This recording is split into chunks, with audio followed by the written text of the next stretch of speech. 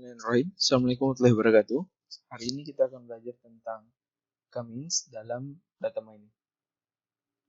Nah, sebagai pengantar, perlu diingat kembali dalam data mining ada dua tipe pembelajaran, ada supervised learning sama unsupervised learning. Jadi k-means ini masuk ke unsupervised learning. Kalau diingat, bedanya adalah pada struktur data ya. Kalau supervised learning, mudahnya adalah ada X dan Y, jadi ada label. Kemudian kalau unsupervised learning, maka hanya ada X, Y-nya tidak ada. Oke, itu saja yang untuk mudahnya biar untuk mudah dipahami. Nah, kalau kita lihat berdasarkan pengelompokan, jadi unsupervised learning ini memang ada beberapa orang yang menuliskannya langsung bahwa unsupervised learning itu adalah metode pengelompokan. Jadi kalau kita bicara tentang unsupervised learning, maka di pikiran kita adalah, oh berarti tentang pengelompokan. Nah kalau kita bicara tentang pelompokan atau clustering, nah itu kalau berdasarkan metode pengelompokannya ada dua, ada hierarki clustering dan non-hierarki. Nah bedanya apa? Kalau hierarki kita tidak perlu informasi jumlah kelompok. Jadi kita mengelompokkan datanya itu secara natural saja, dikelompokkan dulu, nanti dari pengelompokannya baru ditentukan jumlah kelompoknya berapa. Nah, kalau non-hierarki itu kita harus menentukan jumlah kelompoknya dulu. Misalkan kalau jumlah kelompoknya notasinya K, maka kita harus menentukan K-nya berapa dulu, baru kita kelompokkan sebanyak K. Jadi saya ulangi, kalau hierarki dikelompokkan dulu, baru kita tentukan, oh kelompoknya ada sebanyak K. Kalau non-hierarki, kita tentukan dulu K-nya berapa, baru kita kelompokkan sebanyak K. Nah, k-means sendiri secara khusus pencirinya adalah dia menggunakan rata-rata sebagai penentu pusat atau sentroid dari clustering. Jadi makanya namanya k-means. Nah, tambahan k-means ini untuk struktur datanya itu hanya menggunakan data yang tipenya numerik. Adapun algoritma k-means sebagai berikut. Pertama adalah inisiasi jumlah kelompok K, kemudian pilih K data sebagai sentroid. Setelah itu menghitung jarak data dengan sentroid, kemudian mengalokasikan semua data ke dalam K kelompok berdasarkan jarak terdekat dengan sentroid. Jadi nanti setelah semua data dihitung, kita lihat dia dekat dengan sentroid 1, sentroid 1, sentroid 2. Kemudian kalau dia dekat dengan sentroid 1 atau jarak yang lebih kecil, maka dia ditentukan sebagai kelompok 1. Nah, setelah terbentuk pengelompokan yang baru kita hitung kembali nilai sentroidnya. Nah, ulangi langkah 4 dan 5 hingga diperoleh anggota kelompok yang konvergen. Konvergen maksudnya apa? Anggota kelompoknya sudah tidak berubah dari iterasi pertama ke iterasi kedua. Misalnya kalau kita punya 4 iterasi, berarti iterasi ketiga kelompoknya 1, 1, 2, maka kelompok pada saat iterasi 4 kita juga akan dapat 1, 1, 2. Nah, untuk lebih detailnya kita akan melakukan ilustrasi melalui Excel dan software R. Oke, yang pertama ilustrasi Excel dulu.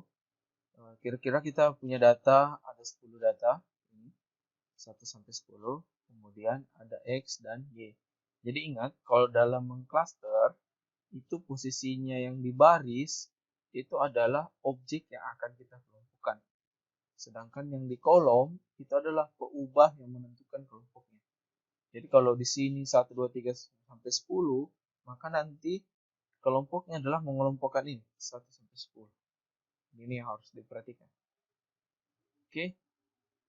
Nah, kalau sudah, berikutnya itu adalah kalau kita lihat data yang ini, X dan Y, saya taruh dalam bentuk plot, kira-kira seperti ini plotnya. Secara intuitif bisa kita lihat bahwa ini bisa dibagi paling sedikit 2 kelompok.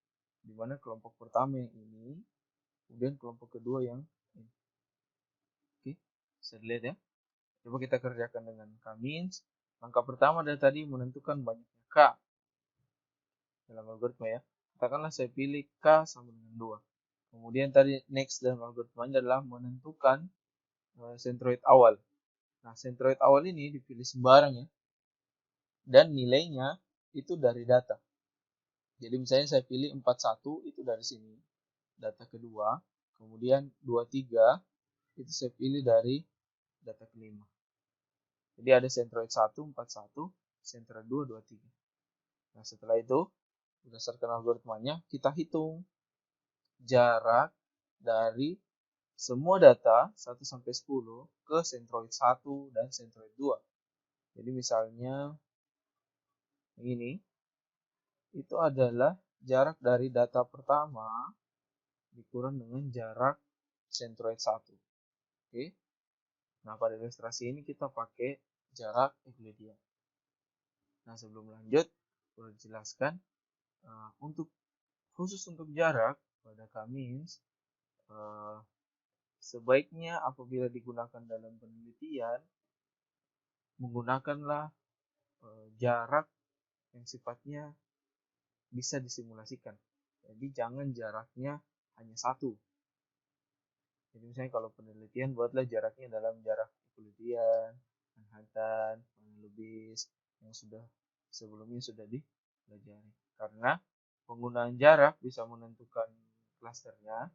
Oleh karena itu pada tiap data belum tentu kalau misalnya pada data A jarak Euclidean bagus, sedangkan pada jarak data B bisa jadi pakai jarak Manhattan yang lebih bagus. Oke. Nah, kalau jarak ke C2 berarti tinggal ini data pertama ke C2. Oke. Nah, kalau ini C1 tetap data kedua nanti ke C1 Euclidean biasa ya. Itu data kedua jarak ke C2. Begitu seterusnya. Kemudian kita tentukan klasternya. Misalkan untuk data ke-1, kita lihat yang paling minimum mana. Antara 3 dan 2,23. Oh, 2,23 berarti ini kelompok 2. Begitu seterusnya. Ini juga 0 dan 2,8 berarti ini kelompok 1. Begitu seterusnya. Oke, kita dapatlah iterasi pertama. Ini hasil kelompoknya, sengaja saya pindahkan di sini. 2, 1, 1, 2, 2, 1, 1, seterusnya. Maka kita hitung centroid yang baru. Centroid yang baru itu adalah rata-rata ya, tapi dari kelompok yang baru. Jadi misalnya kalau ini perhatikan 4, 6, 5 ini dari mana? Karena ini kelompok 1. Ya, rata-rata dari kelompok 1. Tapi untuk X, karena baru bagian X. Ini untuk Y. Oke. Kemudian ini untuk 2. Ini kelompok 2. X. Maka kita dapatkanlah centroid baru. Kalau sudah dapat centroid baru, ulang lagi. Untuk iterasi 2, jarak ke C1. Kan? Ini pakai yang baru. Kemudian ini data pertama. Kemudian ini data kedua. Dan seterusnya, nanti tinggal di drag. Kemudian kita bikin kesimpulan, mana lebih kecil? Oh, ini 4,00, berarti ini kelompok 2. Ini kelompok 1, dan seterusnya. Nah, ini saya taruh di sini hasilnya. Kalau diperhatikan, sama ya. 22, 11, 11, 22, 22, 11. Karena sudah sama, maka iterasinya sudah boleh berhenti. Inilah yang dimaksud dengan jumlah kelompok sudah convergent. Oke. Nah, kalau kita perhatikan dalam iterasi tadi, maka kelompok 1 itu yang ini, kelompok 2 itu yang ini. Bisa lihat ya, kelompok 1 itu adalah 2, 3, sama 6. Kalau diplot, berarti ini kelompok 1, ini kelompok 2. Oke, berikutnya kita lanjut dengan ilustrasi menggunakan software R. Oke, lanjut ke menggunakan software R. Jadi dalam sintaks ini, kita bagi dalam 4 bagian, mulai dari input data, kemudian menentukan K terbaik, setelah itu melakukan cluster dengan K terbaik, sampai ke visualisasi. Nah, sebelumnya library yang digunakan ini, faktor ekstra. Kemudian jangan lupa, kalau dalam k-means, itu harus selalu ada set sheet. Kenapa? Kalau kita ingat kembali pada Excel tadi, kita ada pemilihan centroid awal. Dan itu sifatnya acak atau random. Jadi bisa jadi kalau tidak ada set sheet-nya, yang di running hari ini bisa berbeda nanti yang di running dengan besok. Oke, dalam contoh saya menggunakan data iris. Oke, kalau diperhatikan data iris. Nah, perhatikan untuk cluster ini yang paling banyak biasanya keliru. Yang pertama adalah datanya tidak ada y-nya. Berarti dalam data iris kita cuma pakai data 1 sampai 4. Oke, ini ya. Oke, ini. Nah, sekarang kalau kita cek data iris, yang mau dikelompokkan yang mana? Yang ini ya. 1, 2, 3, 4, 5 sampai 150. Nah, coba perhatikan. Di R, nomor-nomor ini dia tidak masuk dalam kolom tertentu.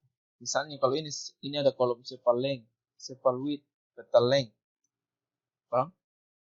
Jadi saya ulangi, nomor-nomor ini dia tidak memiliki kolom khusus. Tidak seperti spesies satu kolom, dia cuma seperti row names.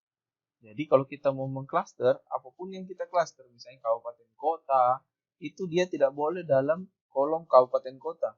Tidak boleh. Dia harus disimpan dalam row names. Jadi misalnya kalau kita panggil row names data, nah kelihatan ini. Inilah yang nantinya akan dicluster row names ini. Jadi kalau kita ingin mengcluster nanti kabupaten kota, simpan dulu nama-nama kabupaten kota tersebut ke dalam row names. Oke, lanjut. Menentukan optimal cluster. Dalam optimal cluster itu metodenya banyak sekali, sampai 20 lebih. Cuma ini saja umumnya yang digunakan, pakai within sum of square, kemudian silohood. Nah, ini misalnya kalau kita pakai within. Nah, kalau pakai within, yang kita cari adalah perubahan yang cukup ekstrim atau cut off point. Biasanya elbow juga ya, siku. Nah, kalau kita lihat dari sini 2, 3, 4, 5, 6. Yang bagus ini bisa 3, bisa 4, bisa 2. Oke, jadi kalau menurut within sum of square itu kelompoknya yang kita ambil ini yang 3 atau 4. Jadi karena yang seterusnya itu sudah perubahannya sudah tidak cukup signifikan. Oke, 4. Yang ini ya. Kalau semakin kecil tentunya kelompoknya 10 ya. Tapi bukan itu yang kita cari, tapi kita cari yang perubahannya sudah tidak terlalu tinggi. Ya, kalau ini 2 ke 3 masih agak jauh, 3 ke 4 sudah mulai landai, 4 ke 5 sudah mulai stabil. Jadi kalau bukan 3, 4. Menurut within sum square. Oke, sekarang kita lanjut pakai silohood. Oke, kalau pakai silohood kita running, nah ini kalau pakai silohood maka kita mencari yang maksimum. Nah, kalau dari silohood 2 yang paling maksimum ya, maka clusternya 2. Nanti kalau kita anggap kita mau ikuti silohood, nanti tinggal di running ini, commits. Maka ini hasilnya, ini clusteringnya. Ini within sum square-nya sampai 77,6%. Oke. Nah, kalau kita mau lihat clusternya boleh ini di running. Nanti ini per 150 ya. Kalau kita mau visualisasi, tinggal ini running. Maka nanti kita akan dapat seperti ini. Ini cluster 1, ini cluster 2. Oke, sekian. Terima kasih. Assalamualaikum warahmatullahi wabarakatuh.